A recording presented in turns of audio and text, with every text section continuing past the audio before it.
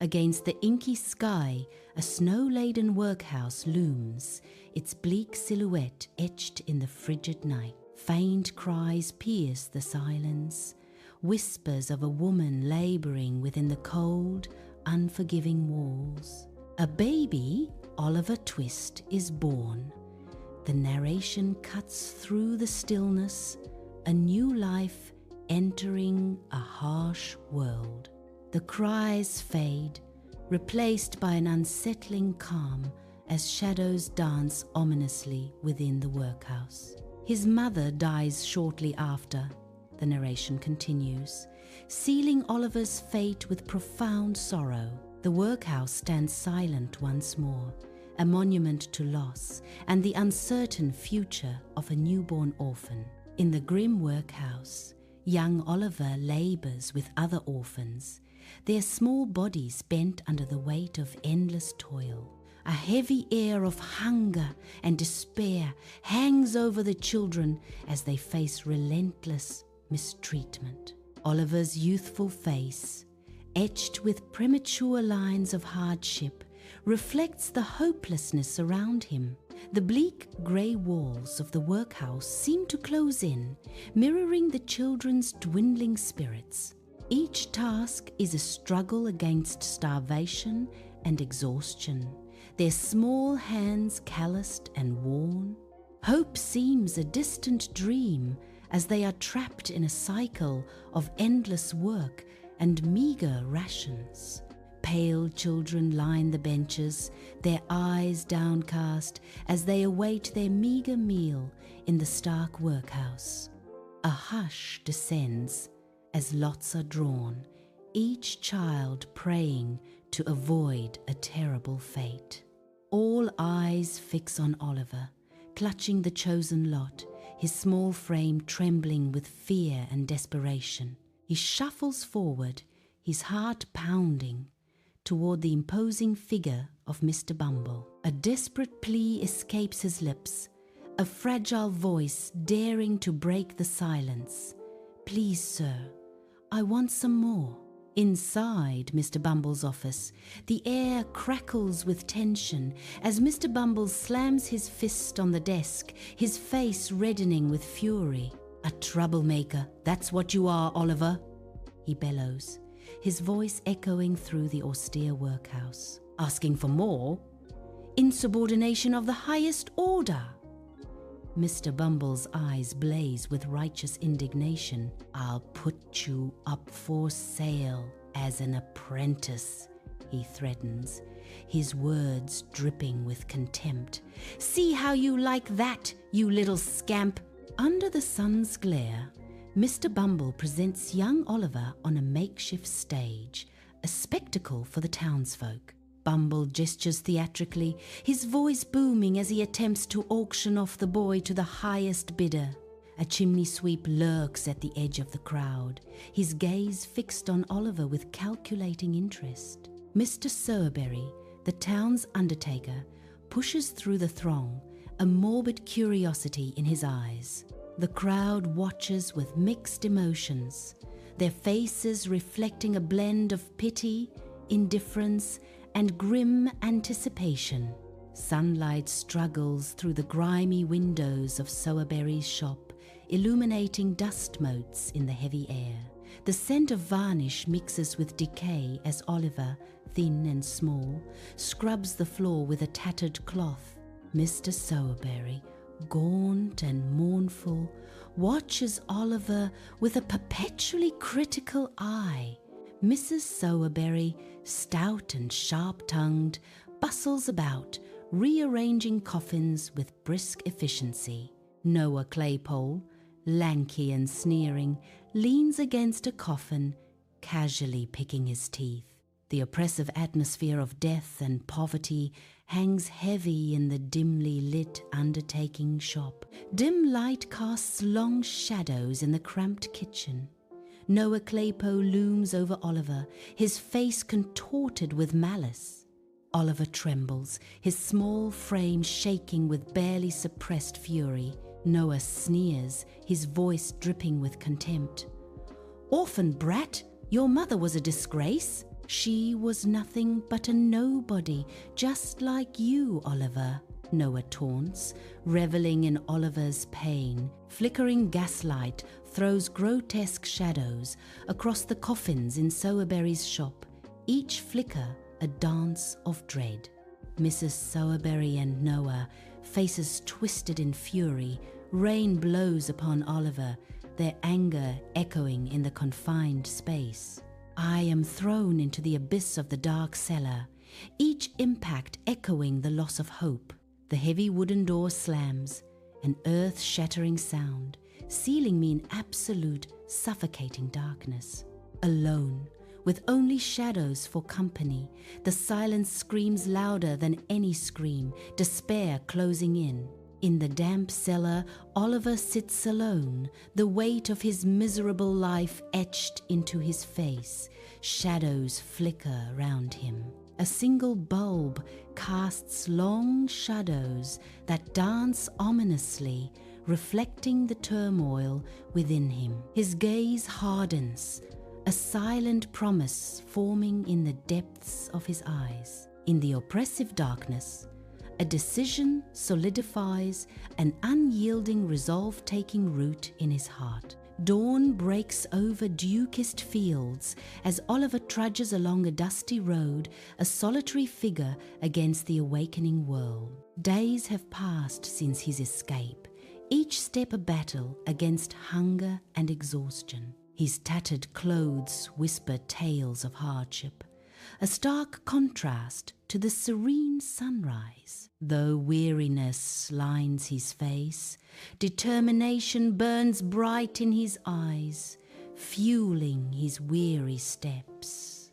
The vast landscape stretches before him, an uncertain path under the watchful gaze of the rising sun.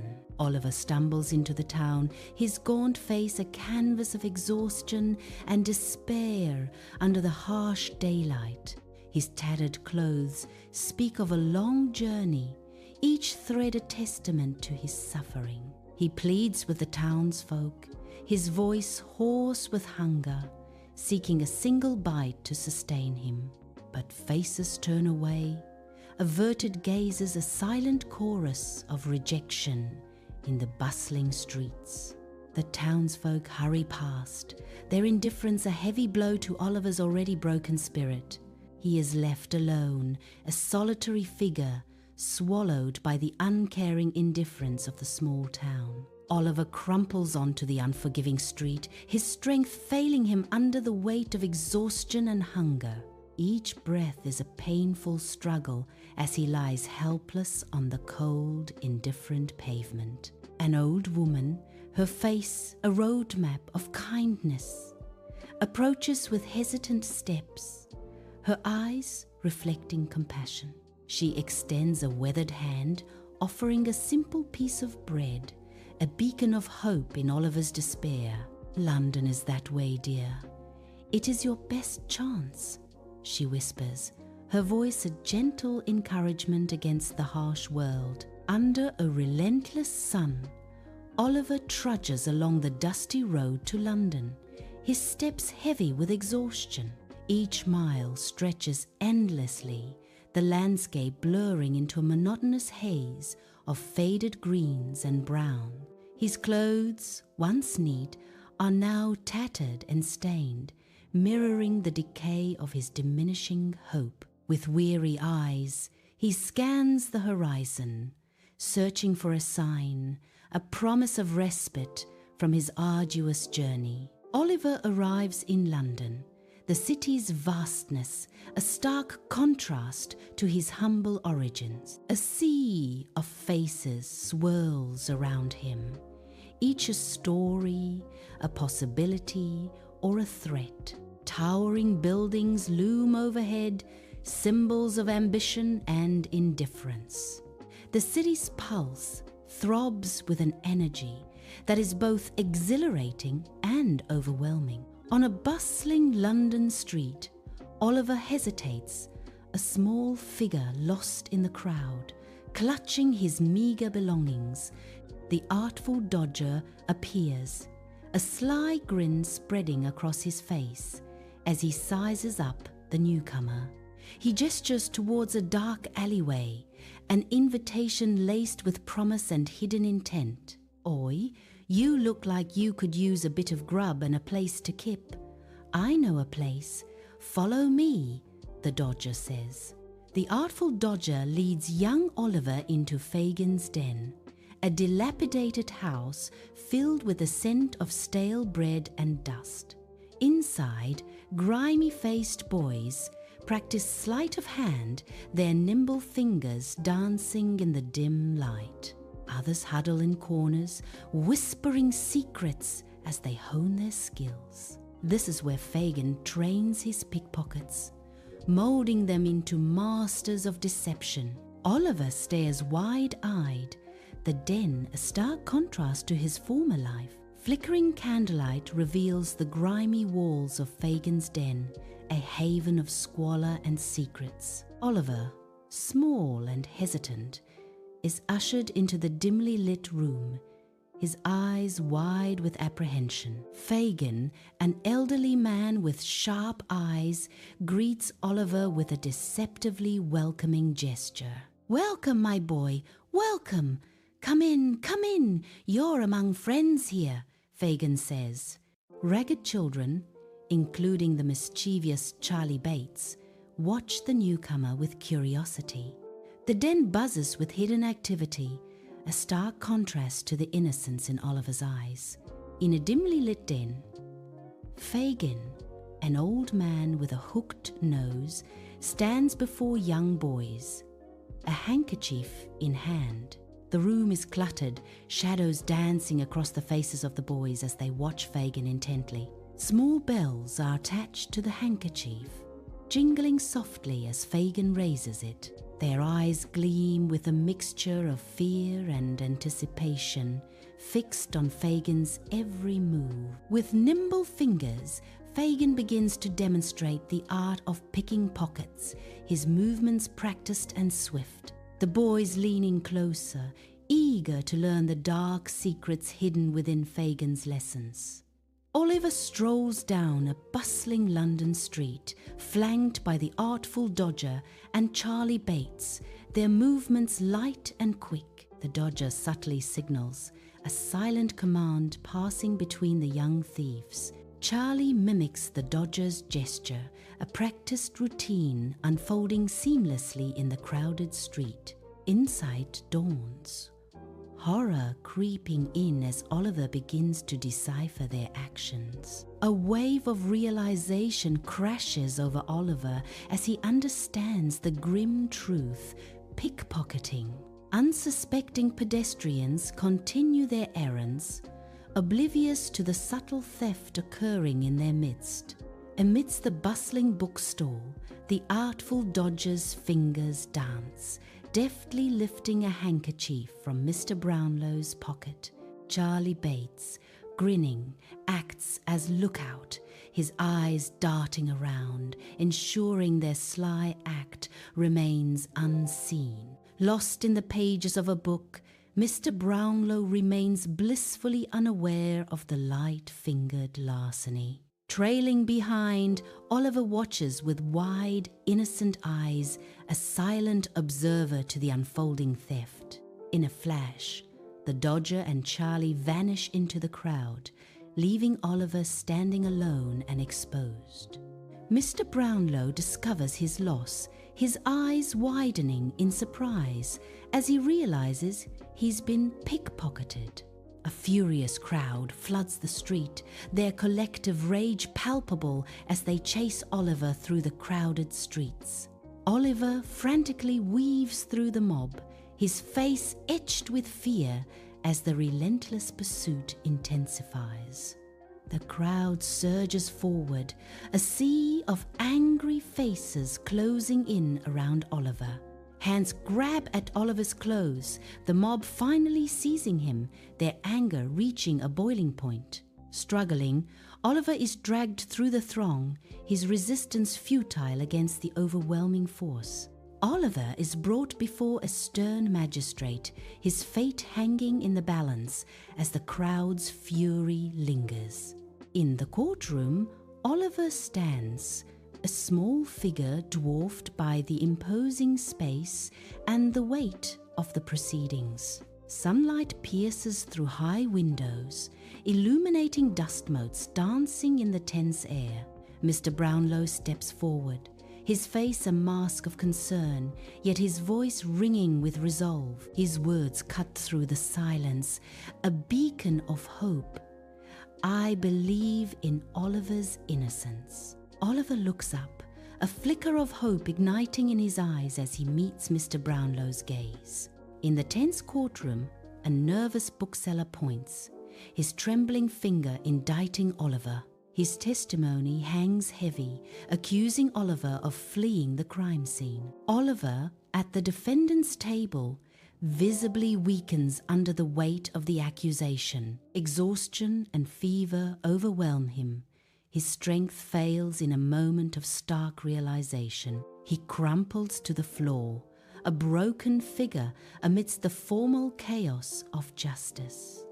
Sunlight floods Brownlow's warm home, casting a golden glow as Mr. Brownlow guides a frail Oliver inside. Concern etches Mr. Brownlow's face as he observes Oliver's weakened state. Dust motes dance in the sunbeams, illuminating the air with a sense of hope. With gentle hands, Mr. Brownlow carefully settles Oliver onto a plush sofa. The soft cushions offer a haven, promising rest and comfort to the weary child. A subtle reassurance in his touch. Mr. Brownlow's kindness radiates in the sunlit room. Sunlight bathes the room, illuminating dust motes in a gentle dance. Oliver rests peacefully in a soft armchair, a picture of fragile serenity. Mr. Brownlow observes Oliver, his eyes filled with a warm, tender affection. Mrs. Bedwin fusses gently, adjusting the blanket around Oliver's shoulders. The room exudes comfort, a safe haven from the harsh world outside. A tableau of quiet care and affection unfolds in the sunlit room. Sunlight floods Brownlow's library, casting a golden glow on rows of ancient books and illuminating the kind face of Mr. Brownlow. Mr. Brownlow adjusts his spectacles, his gaze intense as he studies the waifish Oliver standing before him. His eyes flicker between Oliver and a large, ornate portrait of a beautiful woman, a silent comparison unfolding. A thoughtful expression dawns on Mr. Brownlow's face as he perceives a striking resemblance between the boy and the portrait. Inside Brownlow's warm house, young Oliver clutches his books, his small frame radiating nervousness. Mr. Brownlow, a beacon of kindness, presses a few coins into Oliver's hand, a silent promise of hope. Oliver steps towards the door, each movement measured, a mix of apprehension and gratitude in his eyes. He heads out, stepping out into the world, clutching the books and the coins, each a symbol of newfound chance. Nancy and Sykes, faces set, grip Oliver's arms tightly, the sounds of the street, a harsh symphony around them. Oliver's brief taste of freedom vanishes as he's dragged back into the clutches of the criminal world. He struggles weakly, his small frame no match for their brutal force as they march toward Fagin's den. Each footstep echoes with the despair of a lost boy, the city's indifference a heavy shroud. Their shadows stretch long and distorted against the grimy buildings, a visual testament to Oliver's fate. The sounds of the city grow louder, masking Oliver's muted cries as hope fades with each step. A flickering lantern throws long shadows in Fagin's den as he paces, a caged animal consumed by manic energy. Sykes stands by the entrance, his expression a mask of cold indifference, a silent observer in the dim. Fagin's eyes glint with a dangerous light. That boy! He almost slipped through our fingers. Sykes's voice cuts through Fagin's rant. "He's just a kid. What's the plan?" His gaze is steady and unwavering. "Something more subtle," Fagin whispers, plotting in the shadows. "We have to be careful." In Fagin's den, a single oil lamp casts dancing shadows, painting the squalid room with strokes of dim, wavering light. Nancy sits hunched in the corner, a solitary figure swallowed by the oppressive gloom. Her face is a canvas of conflicting emotions, fear twisting with deep regret. A flicker of compassion momentarily softens her features, a brief reprieve from the harshness. She reflects on her part in Oliver's capture, a silent storm raging within her. In the dimly lit Three Cripples pub, Fagin and Sykes huddle around a table, the smoky air buzzing with secrets. Monks, cloaked in shadow, leans in as Fagin questions, "So, Monks, you understand the delicacy of this situation?" "Perfectly. Oliver Twist must not inherit," Monks replies, his words hanging heavy in the smoky air. Sykes's gruff voice cuts through the tension. "And our payment," Monks assures, "will be substantial." Under a skeletal moon, long shadows stretch across the desolate countryside, where the wind whispers secrets through gnarled trees. Sykes, a hulking figure with a cruel face, shoves Oliver forward into the chilling darkness.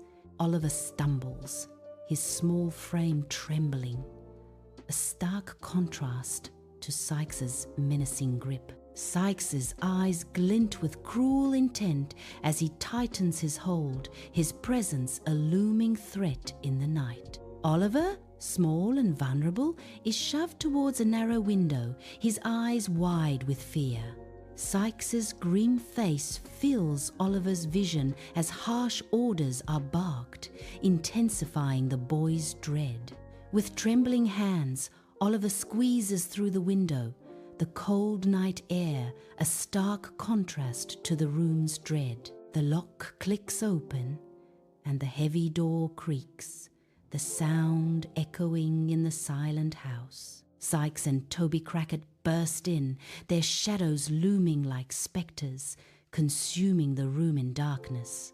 The stillness of night is ripped apart by shattering glass as Oliver finds himself trapped in a burglary spiraling out of control. A deafening shot echoes through the house, sealing Oliver's fate in a storm of chaos and desperation. Oliver clutches his side, a crimson stain spreading like a dark omen across his shirt, marking the point of no return. Mrs. Maylie stands frozen, a smoking pistol shaking in her trembling hand, her face a canvas of shock and dawning horror. The scene hangs in a balance of terror and disbelief, the air thick with the weight of irreversible actions and shattered silence. Sykes and Crackit vanish into the night, shadows swallowing them whole, leaving only the echo of their escape. Wounded, Oliver stumbles, his strength failing him with each desperate step away from the house. He collapses onto the cold ground, a solitary figure broken amidst the silent, watchful darkness. The looming house watches over the fallen boy, a silent sentinel to his pain and vulnerability. In Maylie's house, Oliver lies pale and feverish, a stark contrast to the warm, sunlit room. Mrs. Maylie, her face etched with kindness, watches over Oliver with a worried gaze. Rose, her niece, gently bathes Oliver's forehead, her touch light and soothing. The soft glow of the room illuminates the concern etched on their faces as they tend to him. They administer medicine, hoping to ease his suffering in the quiet, caring atmosphere. Pale and still, Oliver rests in a soft bed, a fragile calm over his weary face. Mrs. Maylie watches over Oliver, her face a canvas of worry and tender care. Rose stands nearby, a silent sentinel, her presence a gentle promise of safety. I recount my story, the memories a torrent of hardship unleashed in the quiet room. Tears glisten in Mrs. Maylie's eyes, a silent testament to the cruelty I describe. Rose clutches a handkerchief, her knuckles white, absorbing every painful detail. Bathed in sunlight, the countryside unfolds a serene escape from London's grim alleys. Oliver breathes deeply, the air crisp and clean, a stark contrast to the city's smog. Fields of green stretch endlessly, whispering tales of peace and tranquility. A gentle breeze rustles through the trees, carrying the scent of wildflowers. Oliver smiles, finding solace in the simple beauty of nature's embrace. Rose lies in bed, her face flushed with fever, a weak cough escaping her lips. Oliver sits beside her, his face etched with worry, a silent vigil by her side. He clasps his hands together, a silent prayer forming on his lips. The room is filled with a palpable sense of anxiety and hope. Oliver's gaze is fixed on Rose, a mixture of fear and love in his eyes. Sunlight streams into Maylie's house, illuminating Rose resting in bed, her face regaining its color. Oliver sits vigilantly by Rose's side, gently holding her hand, relief washing over his worried features. Mrs. Maylie stands at the foot of the bed, a gentle smile radiating from her kind face. The room is filled with a sense of calm, a stark contrast to the turmoil that preceded it. A quiet moment of recovery and gratitude fills the room as Rose's health improves. Amidst the vibrant chaos of the village square, Oliver's gaze sweeps across the bustling scene, searching, hopeful. His eyes lock onto Mr. Bumble, whose unease is palpable in every strained line of his face. Mrs. Corney looms beside him, her presence a stark declaration of unyielding authority. The air crackles with unspoken tension as their paths converge in the heart of the lively village. Hushed voices fill the village shop as young Oliver innocently stands near the flour sacks, unaware of the drama unfolding. Mr. Bumble, portly and pompous, conspires with the stern Mrs. Bumble, their low tones carrying secrets through the air. Oliver, seemingly engrossed, unknowingly becomes privy to their clandestine exchange. The mundane setting belies the weight of the conversation as hidden agendas stir within the village shop. Sunlight warms the sitting room as Oliver, pale but healing, sits with Mrs. Maylie and Rose. Oliver recounts his ordeal, his voice trembling. "I saw them, Mr. Bumble and the woman, about my mother." His voice cracks as he continues. "And a gold locket." Mrs. Maylie leans forward. "A gold locket? What did they say, Oliver?" Oliver cries, "They want to keep me a secret. They don't want anyone to know who I really am." Heavy smoke hangs in the dimly lit pub as Monks glares across the table at Fagin, his anger palpable. Monks slams his fist on the table, the force of his rage rattling the tankards and silencing the room. His eyes blaze with avarice and determination as he leans forward, his voice a low growl. "Find Oliver," Monk snarls, his demand cutting through the smoky haze, "and make sure he never gets a penny." Cobblestones glisten under gaslight as Nancy lurks in shadow, intent on Monk's hushed words. Determination hardens her features as she overhears their clandestine plans. Compelled to aid Oliver, a resolve takes root in her heart. Under the cloak of night, Nancy secretly reaches out to Rose Maylie. Under the veil of night, London Bridge's ancient stones glisten, mirroring the city's muted glow. Nancy, her face a canvas of worry, rendezvous with Rose Maylie amidst the bridge's long shadows. The Thames whispers secrets as it flows beneath, a silent witness to their clandestine meeting. Nancy leans in, her voice hushed with urgency and grave news to share with Rose Maylie. I have something to tell you about Monk's plot and Fagin's involvement, Nancy reveals, her words hanging in the night air. Beneath London Bridge, the Thames reflects a city's blurred lights as Nancy and Rose stand at the water's edge. Nancy's face, etched with inner turmoil, mirrors the dark, flowing river. I cannot betray Fagin completely, I just can't, she confesses, her voice barely a whisper against the city's hum. Torn between loyalties, Nancy's gaze hardens with resolve, a silent promise forming in her troubled eyes. But I will give you enough to protect Oliver, she vows, her words hanging in the cold night air. Sunlight paints the room as Rose speaks, her words hanging heavy in the air. Mr. Brownlow listens intently, his expression shifting with each revelation.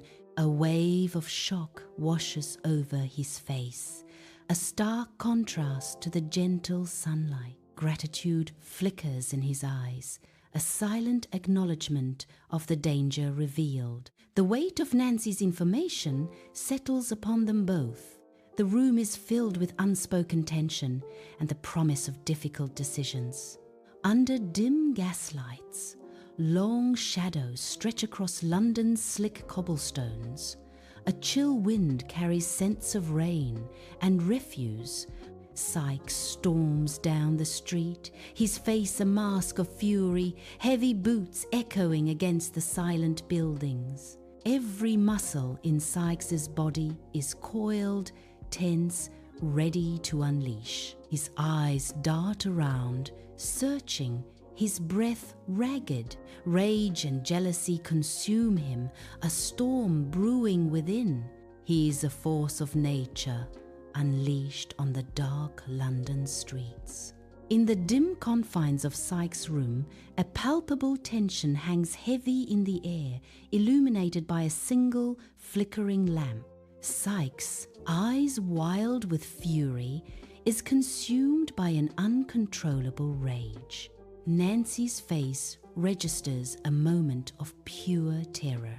A brutal act unfolds in the shadows, silencing the room with tragic finality. The aftermath, a scene of irreversible horror and despair. Under the gaslights, a cobblestone street glistens, setting a grim stage for the unfolding tragedy. Nancy lies motionless, a dark stain spreading a stark testament to a life abruptly ended. Police officers gather, their faces mirroring the city's somber mood as they survey the scene. The air hangs heavy with unspoken dread, each breath a reminder of the night's grim reality. Distant carriage wheels echo, a haunting rhythm against the backdrop of urban silence and despair. Shadows lengthen, deepening the mystery as the investigation begins under the watchful eyes of the night. In Fagin's dimly lit den, shadows dance wildly, mirroring his inner turmoil. He nervously anticipates the constabulary's arrival. Fagin's bony hands wring each other, a physical manifestation of his anxiety as he paces the cluttered room. "Sykes! You must listen to me," Fagin urges, his voice laced with fear. "They know about the robbery," His eyes dart around, paranoia gripping him as he insists, "They know. I feel it in my bones. You need to leave London. Tonight," Fagin pleads urgently, "before they come for you, before they come for us all." London erupts into chaos. News spreads like wildfire. Sykes is a wanted man. Posters plastered on every corner declare Sykes an outlaw, his face haunting the city. The manhunt intensifies. City guards patrol the streets, alert and vigilant. Anxiety swells among the citizens, the city gripped by fear and uncertainty. Sykes becomes a ghost, evading capture amidst London's labyrinthine streets. Desperation etched on his face, Sykes plunges into the dark heart of London's slums, a maze of shadows and despair. Each alleyway seems to swallow him whole, the city's underbelly offering a grim refuge from unseen pursuers.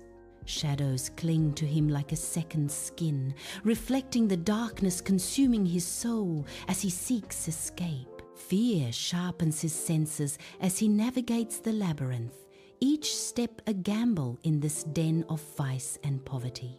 The air hangs heavy with a stench of decay, mirroring the moral corruption that festers within these forgotten streets. Under the cloak of night, Sykes seeks refuge in a dilapidated house, swallowed by the notorious slum of Jacob's Island. The air hangs thick with the stench of decay, mirroring the moral corruption that festers within the shadows of Jacob's Island. Every creak and groan of the dilapidated house whispers tales of despair and hidden dangers lurking in the darkness. Sykes, a shadow amongst shadows, blends into the grim landscape, seeking anonymity in the heart of Jacob's Island. Flashing police lights cut through the night on Jacob's Island, surrounding a dilapidated house. Tension hangs heavy as officers take their positions, ready to breach Sykes's hideout. Behind police lines, a crowd gathers, their faces lit by the eerie glow of emergency lights. A murmur sweeps through the onlookers, a mix of fear and morbid curiosity painting their expressions. All eyes strain toward the house, anticipating the unfolding drama where Sykes is cornered. Under the cloak of night on Jacob's Island, Sykes makes a desperate attempt to escape, scrambling onto the rooftops. His frantic scramble turns treacherous as he loses his footing on the slick, rain-soaked tiles. A heart-stopping moment as he slips, the city lights blurring below. The chilling sound of impact shatters the silence. A sickening thud echoes in the night. Candlelight flickers across Fagin's den, illuminating a squalid scene of chaos and disarray. Police officers swarm in, their heavy boots pounding on the creaking floorboards. Fagin, his face a mask of disbelief and fear, is wrestled roughly to the ground. Stolen goods, watches, wallets, jewelry lie scattered, evidence of his crumbling empire. In the heart of a dismal prison cell, Fagin sits hunched, his form swallowed by shadow. Damp stone walls loom, the air thick with despair as he awaits his impending trial. Each shadow dances like a ghostly reminder of his deeds. The weight of fate presses down, mirroring the gloom of his confinement, his weathered face etched with the harsh realities of his life, a solitary figure lost in the labyrinth of his own troubled thoughts. Sunlight paints dust motes in the silent courtroom as Fagin awaits the verdict, fear twisting his face. The jury's decision hangs heavy in the air, an unspoken dread permeating the solemn space. The judge declares, "Guilty," the judge's words echo. "Fagin, you have been found guilty of your crimes. I hereby sentence you to death." In the dimly lit prison cell, a flickering torch casts long dancing shadows on the cold stone wall. Oliver stands before Fagin's cell, his face unreadable in the shifting light. Fagin is a huddled mess, his body trembling uncontrollably in the corner. Terror widens Fagin's eyes, reflecting the torchlight in a desperate plea. His face is etched with deep remorse, a stark contrast to his former cunning. In a sparsely furnished room, Mr. Bumble and his wife stand amidst scattered papers, the weight of their failures palpable. The air hangs heavy with the unspoken accusations of mismanagement and cruelty. Their dismissal echoes in the sterile silence. A stark end to their reign at the workhouse. A final, lingering look reveals the depth of their disgrace. On the cold street, Mr. and Mrs. Bumble sit, their tattered clothes a stark reminder of their fall from grace. Their faces, etched with despair, tell a silent story of hardship and regret. Trembling hands reach out, a desperate plea for mercy in the bustling city. The rumble of carriages and uncaring footsteps highlight their isolation, a stark contrast to their former lives of comfort and authority. They are now invisible to passers-by. Sunlight floods Brownlow's study, illuminating dancing dust motes and the oppressive silence. Monk stands before Mr. Brownlow, sweat glistening on his pale face, a stark contrast to Brownlow's stern gaze. The tick of a grandfather clock punctuates the tense air, each second amplifying Monk's unease. Mr. Brownlow's unwavering stare conveys his resolve. "The time for deception is over, Monks," Mr. Brownlow declares, his voice firm. "Tell me everything." Sunlight floods Brownlow's study, illuminating dust motes dancing in the air. Monks, pale and sweating, stands before Mr. Brownlow, the air thick with unspoken dread, his voice barely a whisper.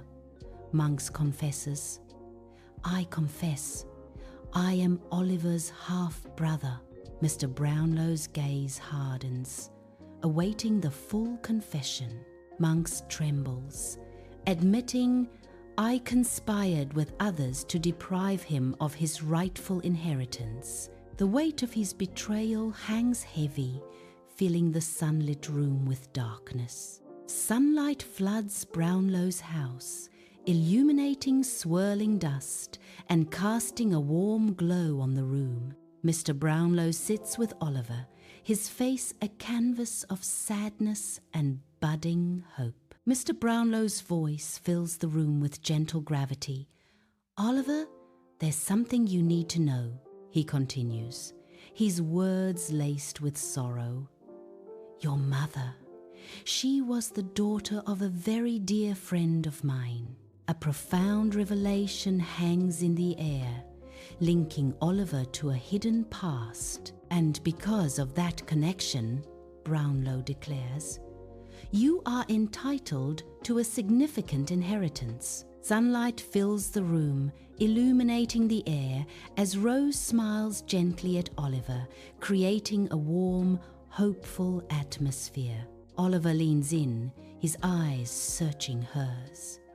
He asks softly, "What is it, Rose? You seem troubled." Rose pauses, gathering her courage, the sunlight catching the sadness in her eyes. A moment of quiet anticipation hangs in the air as Rose prepares to reveal her secret. With a deep breath, Rose confesses, "There's something I need to tell you, Oliver." Rose's voice trembles as she says, "Mrs. Maylie, she's not my aunt by blood. I was adopted." Sunlight floods Maylie's house, illuminating dust motes in the air. The room is a haven of comfort, filled with the soothing scent of lavender. Ancient books line the shelves, promising untold stories and secrets.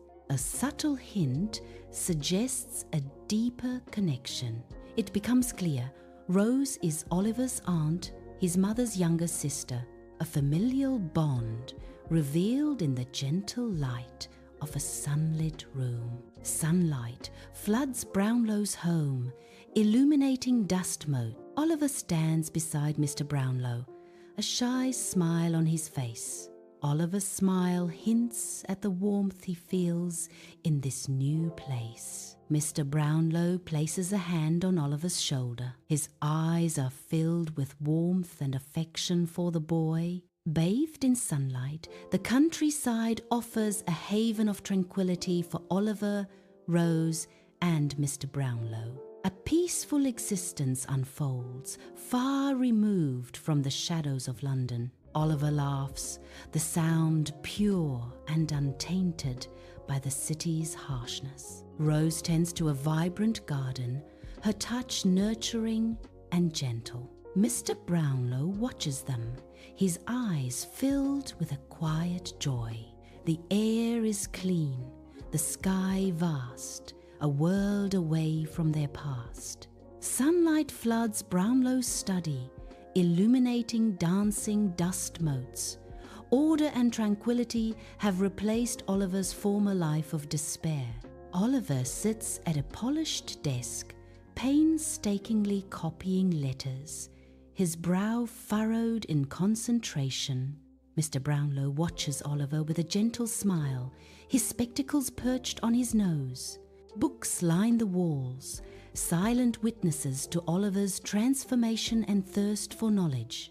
Oliver's hand trembles slightly as he forms each letter, the hunger for learning burning within him. He glances up at Mr. Brownlow, a hopeful glint in his eyes, seeking approval and connection. Oliver stands in the churchyard, sunlight dappling through the trees. He gazes at the weathered headstone, his mother's name etched into the stone. Freshly laid flowers rest at its base, a burst of color against the grey stone. A gentle breeze whispers through the leaves, carrying scents of damp earth. Shadows dance around him as he gathers courage to pay his respects.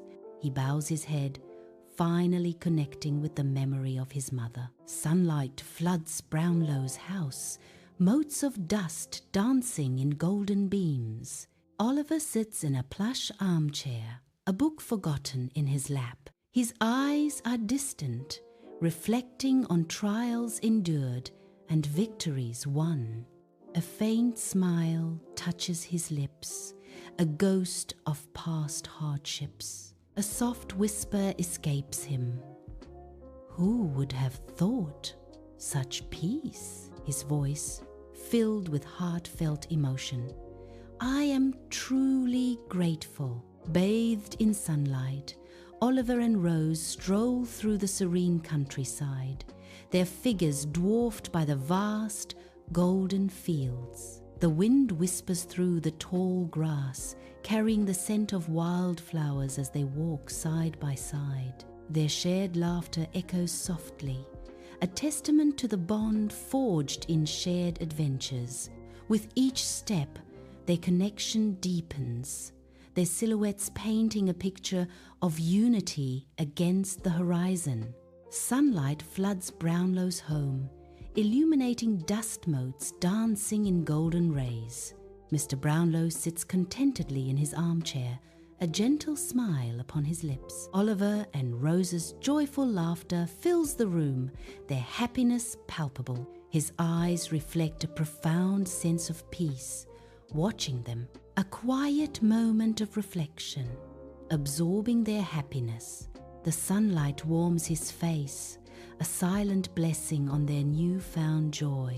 Under a bright, expansive sky, Oliver uses his inheritance to aid local villagers, offering a helping hand. Fields of green stretch out as Oliver works alongside the villagers, his presence transforming their daily lives. Smiles abound as new tools and resources improve the village, a testament to Oliver's generosity. The countryside flourishes, reflecting the renewed hope and prosperity brought by Oliver's selfless actions. Sunlight paints dust motes in Brownlow's house as Oliver sits at a wooden desk, a worn journal his focus. His brow furrows in concentration, quill in hand, as he chronicles his life's journey. From the bleak workhouse, memories surface, contrasting with the unexpected kindness he now finds. The quill dances across the page, capturing every detail with steady precision. Under a bright sky, Oliver strolls through the village fair, a genuine smile lighting up his face. The air buzzes with cheerful chatter, laughter echoing amidst colourful stalls. A symphony of sounds blends with the enticing aroma of freshly baked bread. Each step brings Oliver closer to the heart of the lively celebration. Joyful faces and vibrant displays create an atmosphere of pure, unadulterated happiness. Sunlight floods Brownlow's house, illuminating dust motes as Oliver sits beside the frail, kind-faced gentleman. Oliver's clear voice fills the room as he reads aloud from a leather-bound book, captivating Mr. Brownlow. And with a mighty roar, the dragon lunged, Oliver dramatically reads, his words painting a vivid picture. Oliver continues, its fiery breath scorching the very earth. Sunlight floods the green fields as Oliver sits atop a chestnut mare, gripping the reins. A seasoned rancher offers gentle guidance, his presence a comforting anchor. With each tentative trot, Oliver's confidence blossoms, fear giving way to a grin. His laughter echoes across the open space as the horse picks up speed. Wind whips through his hair, the ground a blur beneath him. A profound sense of liberation washes over him. Freedom found in motion. Sunlight floods a cozy room, illuminating dust motes dancing in the air, as Oliver sits content at a small wooden table. Carefully, he unfolds several letters, the crisp paper whispering secrets as he smooths them on the table. His brow furrows slightly, a shadow of concern passing over his peaceful features as he begins to read. Charlie Bates has turned away from crime and is trying to make an honest living. Narration fills the room.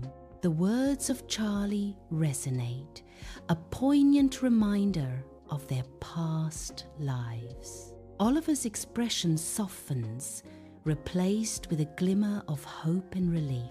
Amidst the vibrant chaos of a London street, Charlie Bates expertly pulls a porter's trolley, his youthful face set with determination. Sunlight catches the earnestness in his eyes as he weaves through the throng, a picture of youthful resolve.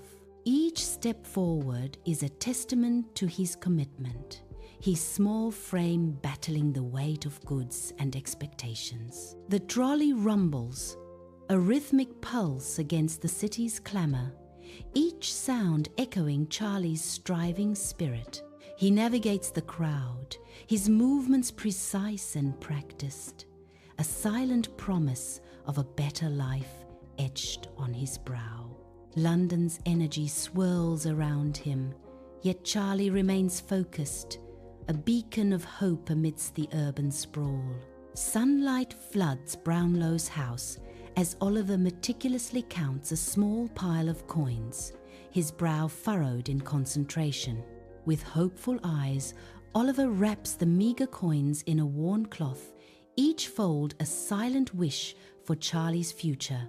The small bundle represents a lifeline, a heartfelt offering to provide Charlie with a fresh start. Oliver's earnest gaze lingers on the package, a mix of hope and anxiety etched on his young face. Sunlight warms the quaint schoolhouse, a beacon of hope in the serene countryside. Oliver and Rose stand tall, their hopeful faces reflecting the promise of a new day. A group of eager children gathers, their bright eyes fixed on Oliver and Rose. The air is filled with anticipation, a silent promise of learning and growth. Every detail of the schoolhouse tells a story of simpler time. Oliver and Rose embody hope as educators in the countryside. Sunlight floods Brownlow's house, illuminating dancing dust motes and the promise of a fresh start. Oliver and Rose are sitting close together, hope and dreams mirrored in their youthful eyes. Their soft voices create a gentle murmur, weaving a tapestry of shared secrets and future plans. A quiet moment of peace, the warmth of companionship filling the worn but welcoming room. Oliver, bat raised, stands poised at the crease, his focus absolute against the backdrop of the bustling village green. The air buzzes with anticipation as villagers cheer, their faces reflecting the joyous energy of the unfolding cricket match. With a mighty swing, Oliver sends the cricket ball soaring through the air, a perfect arc against the clear sky. Laughter and thunderous applause erupt, celebrating Oliver's impressive shot echoing through the vibrant village. Sunlight floods Brownlow's house, illuminating dust motes dancing in the air, bringing warmth to the festive scene. Oliver and Rose, their faces glowing with pure joy, carefully place colourful ornaments on the Christmas tree. Garlands of pine and holly drape the mantelpiece, filling the air with the scent of Christmas cheer. Each ornament tells a silent story of their shared joy and rediscovered happiness. Their movements are filled with a gentle grace, a testament to their newfound family bond. The room radiates warmth and gratitude, reflecting their blessings and the spirit of the season. Through a snow-laden countryside, a horse-drawn carriage cuts a path, its wheels whispering tales on the frosted ground. Oliver and Rose, bundled in warmth, are passengers in this winter journey. The horse's breath mists in the crisp air as they pull the carriage onward. The landscape unfolds in silent grandeur, cloaked in a pristine blanket of snow. Each breath a visible plume, each hoofbeat a rhythmic echo in the vast white expanse. Sunlight floods the room, illuminating swirling dust motes, as Oliver and Rose stand amidst the golden rays. A tender exchange of gifts unfolds, their faces glowing with affection in Brownlow's warm, sunlit house. Oliver's eyes sparkle with gratitude as he presents his gift, a heartfelt smile gracing his lips. Rose accepts the gift, her radiant smile reflecting the room's joyous atmosphere. The room is filled with a palpable sense of love and familial warmth. Their shared joy creates a moment of pure happiness etched in the soft golden light. Under a bright winter sky, Oliver busily arranges tables, his movements filled with purpose and care. He adjusts a chair, ensuring each spot is ready for the Christmas feast. Sunlight catches in his eyes as he straightens a tablecloth, a silent promise of warmth and welcome. A soft smile graces his lips as he surveys the scene, the anticipation building within him. He envisions the less fortunate arriving, their faces lighting up with holiday cheer. Oliver pauses, a deep satisfaction settling over him as he prepares to spread joy.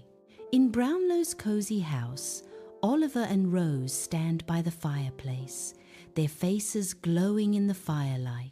The flames dance, casting shadows that deepen the warmth of the room as they prepare to sing. Their voices rise in unison, blending in a harmonious carol that fills the house with joy. The melody resonates, a testament to their shared happiness and the comfort of the moment.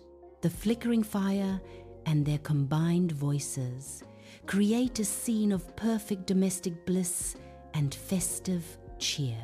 Oliver and Rose laugh, their breaths misting in the cold air, as they begin to roll a giant snowball across the snow-covered field. Together, they carefully pat snow onto the snowman's growing body, their movements synchronized and full of shared joy. A bright orange carrot is carefully placed, bringing the snowman to life with a touch of whimsy. They step back, their faces flushed with cold and pride, to admire their collaborative creation under the winter sun. In the vast, white expanse, their snowman stands as a testament to their childlike wonder and the simple beauty of the day.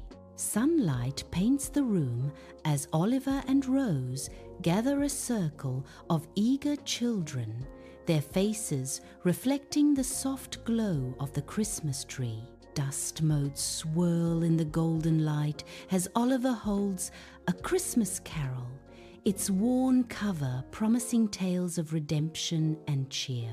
Rose gestures with lively grace, her animated reading bringing The Night Before Christmas vividly to life. The children's eyes widen, each face a canvas of pure wonder, lost in the magic of Christmas tales. In Brownlow's warm home, the spirit of Christmas weaves its spell, binding hearts with stories and light. Oliver and Rose stroll through the village, arms overflowing with gifts as children eagerly gather around. Oliver distributes colorful toys, igniting peals of laughter and sparkling eyes in the joyous crowd. Rose offers warm smiles and gentle words, adding a tender glow to the festive scene. The air vibrates with pure joy as gifts are unwrapped, a symphony of delighted gasps and happy shouts. Sunlight floods Brownlow's home, illuminating dust motes dancing in the golden air. Christmas warmth fills every corner. Oliver and Rose sit by the fireplace, the comforting glow reflecting in their peaceful expressions. It's a truly special time of year, isn't it? Oliver says, his eyes sparkling with festive cheer. He continues, a time for family, for love, and for appreciating all that we have. Rose smiles warmly. Indeed, Oliver, looking around at our family fills my heart with gratitude. We are truly blessed, she adds, her voice filled with genuine love and contentment. Oliver and Rose stroll through fields alive with spring, nature's symphony filling the air. The landscape bursts with color, a vibrant canvas of life stretching to the horizon. Sunlight bathes the fields, casting a golden glow on Oliver and Rose as they walk. Wildflowers sway gently, their delicate beauty enhancing the romantic atmosphere. Birdsong echoes through the fields, a sweet melody accompanying their journey. A gentle breeze whispers through the grass, carrying the scent of blooming flowers. Sunlight fills the room, illuminating Oliver and Rose as they pore over a map, their faces glowing with anticipation. Oliver, so the old oak tree by the river? Perfect spot for a picnic, don't you think? Rose, absolutely. Imagine a warm summer breeze, the sound of the water.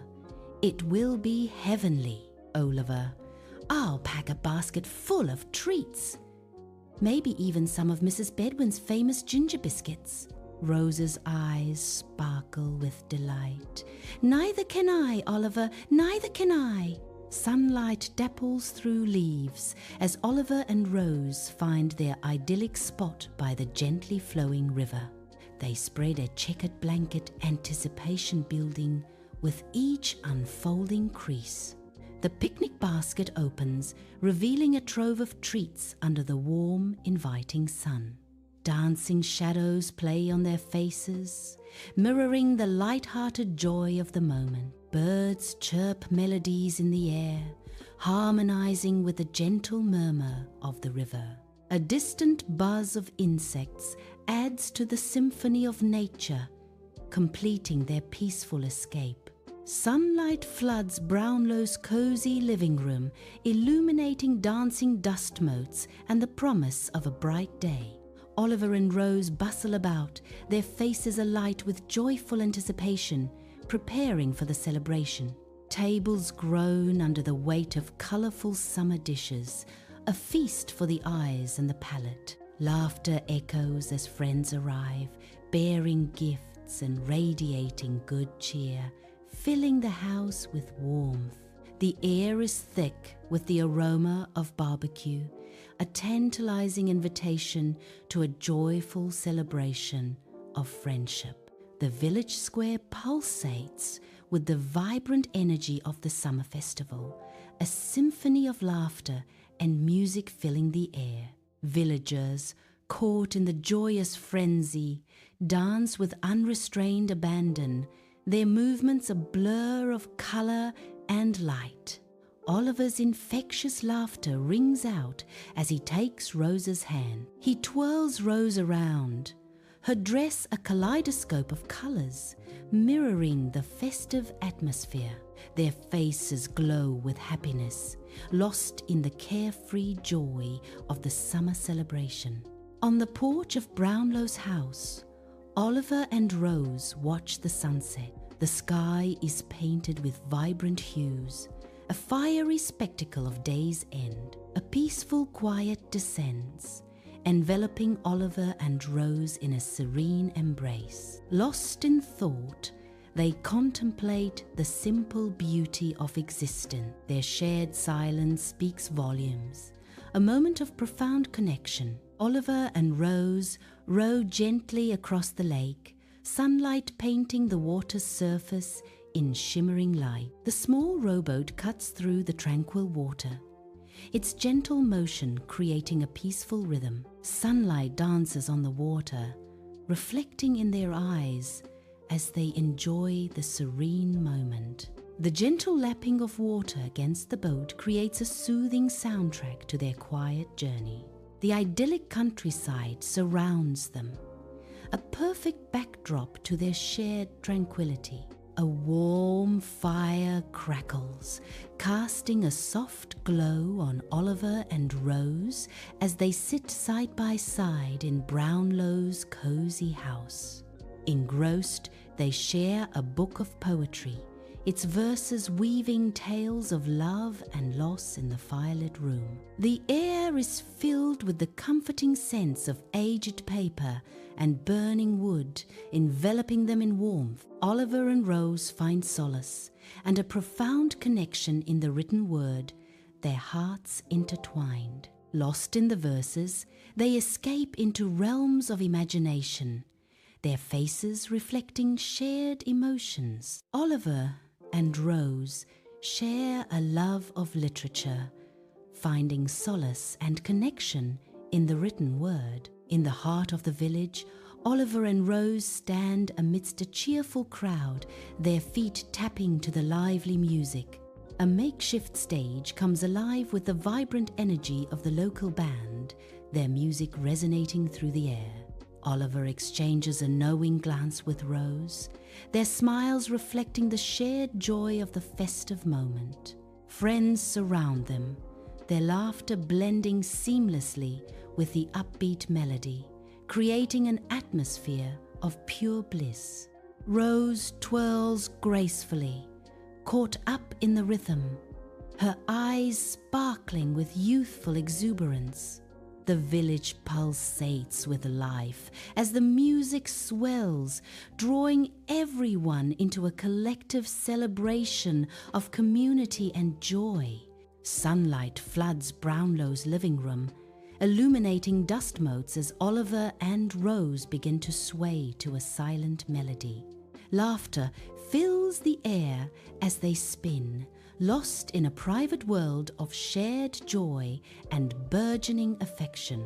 Their eyes meet, reflecting a depth of emotion that transcends words. Rose and Oliver, a whirlwind of happiness against the backdrop of a comfortable, cluttered home. The cozy space amplifies their intimacy, creating a haven of warmth and connection. Oliver and Rose wander into the woods, where sunlight filters through the canopy, painting the path in dappled light. The leaves swirl around them in a vibrant dance of autumn colors. Golden light illuminates their faces as they walk deeper. A gentle breeze whispers through the trees. The woods echo with the soft crunch of leaves underfoot, marking their passage through nature's splendor. Inside Brownlow's house, Oliver and Rose are a whirlwind of festive energy, their faces glowing with excitement. Cobwebs artfully drape across doorways, whispering tales of spooky fun.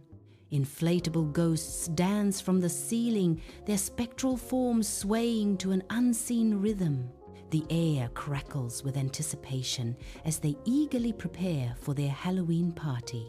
A vibrant Halloween parade floods the village streets with color and laughter.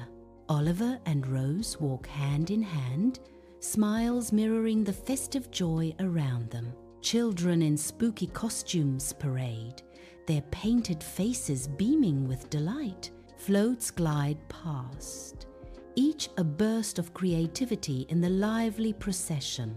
Rose waves, her heart overflowing with the simple pleasure of the day.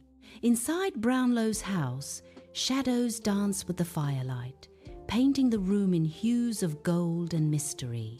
Oliver and Rose huddle close, their faces lit by the flickering flames, a shared excitement in their eyes. The air is thick with anticipation, a prelude to the spooky stories about to unfold. Each crackle of the fire seems to whisper secrets, adding to the eerie atmosphere. Their eager expressions hint at tales of ghosts and shadows.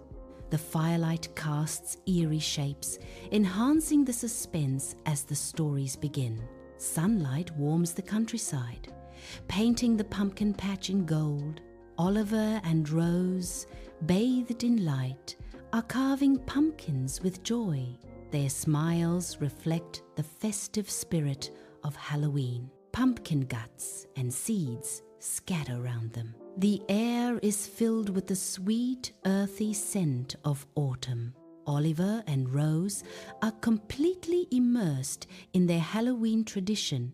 Inside Brownlow's warmly lit home, Oliver and Rose greet trick-or-treaters with wide grins, the hallway echoing with cheerful shouts.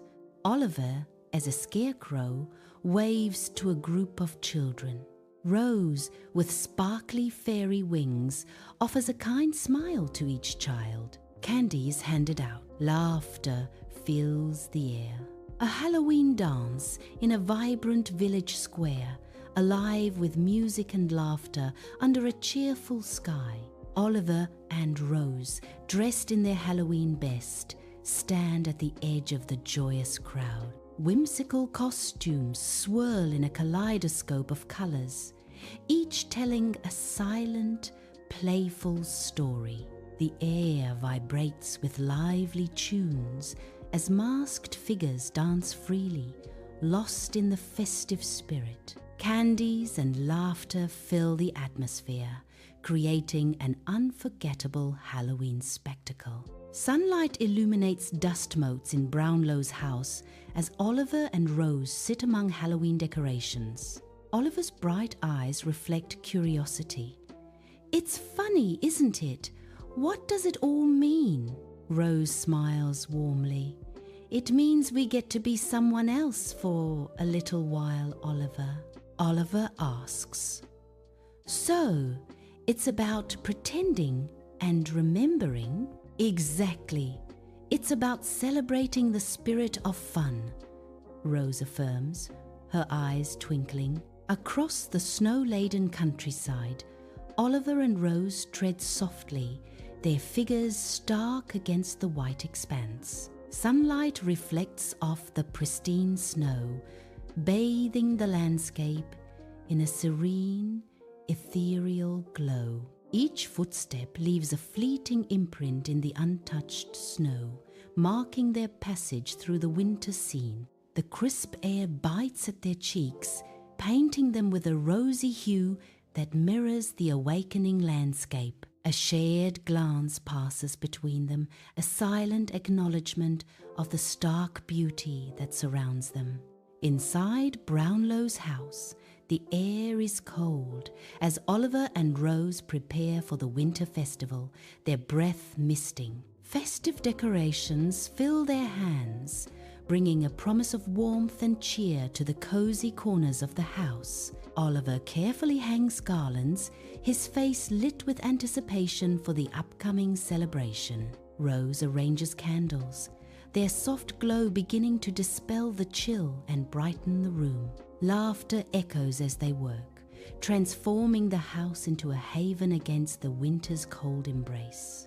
The spirit of the festival fills every corner, promising joy and togetherness in Brownlow's home. Amidst the winter carnival's vibrant chaos, Oliver and Rose revel in the crisp air, their laughter echoing through the lively village. Brightly colored booths pop against the stark white snow as they try their luck, their playful competition igniting sparks of joy. The carousel whirls to life, a kaleidoscope of motion as Oliver and Rose, flushed with glee, surrender to the dizzying dance. Their radiant faces, mirrors of pure exhilaration, capture the essence of youthful abandon amidst the festive revelry. In this winter wonderland, their shared laughter etches a memory, a vibrant tableau of joy against the serene, snowy canvas. Oliver and Rose, bathed in the warm glow of the fireplace, their voices intertwine in cheerful winter songs. The crackling fire casts dancing shadows, painting a portrait of cozy domesticity within Brownlow's house. Warm light illuminates their faces, reflecting the pure joy and contentment of the holiday season. A serene tableau of familial warmth unfolds, filling the room with laughter and the promise of cherished memories. In a snow-covered field, Oliver and Rose stand together, their breaths misting in the frosty air. Snowflakes swirl around them as they pack snow, shaping the base of their snowman with joyous dedication. Laughter echoes through the serene countryside, a symphony of happiness in the winter air. They pause, sharing a warm embrace, their figures silhouetted against the pristine, snowy expanse. Sunlight illuminates dust motes in Brownlow's cozy house, where Oliver and Rose sit amidst a circle of eager children. Oliver holds a Christmas carol, its worn pages hinting at countless tales shared. Rose gestures expressively, bringing the Snow Queen to life with every word. The fire crackles merrily, casting a warm glow that dances across the children's faces. Their eyes are wide with wonder, lost in the enchanting narratives of winter. The room is filled with laughter and anticipation, the air thick with the magic of storytelling. Bathed in sunlight, Oliver and Rose stand together, their eyes tracing the gentle curves of the tranquil countryside. A shared smile blossoms on their faces, reflecting a serene happiness that speaks of enduring love. Their figures silhouetted against the idyllic landscape, they are a testament to peace. In their intertwined hands and radiant smiles, they embody the triumph of good, their story etched in the vibrant scenery.